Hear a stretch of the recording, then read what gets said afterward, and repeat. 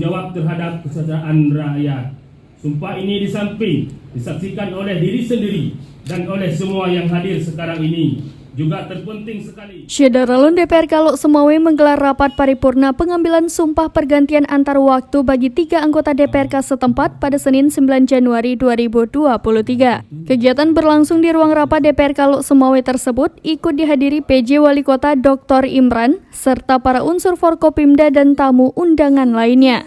Ketiga anggota DPRK yang di PAW adalah Azahari dari Partai Aceh menggantikan Haji Taslim Arani. Lalu Diki Saputra dari Partai Keadilan Sejahtera menggantikan Hajah Nur Hayati. Serta Abdurrahman Yusuf dari PKS digantikan Nur Bayan Emsos. Pantauan serambinews.com, kegiatan dimulai dengan pengambilan sumpah yang dipimpin oleh Ketua DPRK Lok Sumawe Ismail Amanaf, dilanjutkan dengan penandatanganan berita acara, serta diakhiri dengan pemasangan pin kepada 3 anggota DPRK Lok Sumawe yang baru.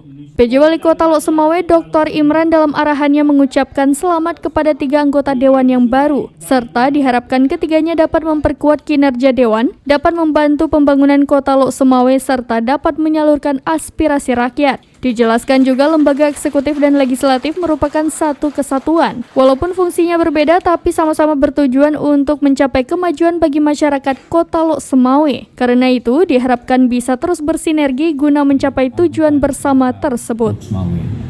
Semoga saudara-saudari tentunya dapat melaksanakan amanah ini dengan sebaik-baiknya, dan selain itu dengan dilantiknya saudari dan saudara dapat memperkuat kinerja DPRK Kota Lok Sumawe dan dapat membantu pemerintah Kota Lok Sumawe dalam mensejahterakan masyarakat dan dapat menyalurkan. Dari Lok Sumawe, Saiful Bahri, serambinews.com.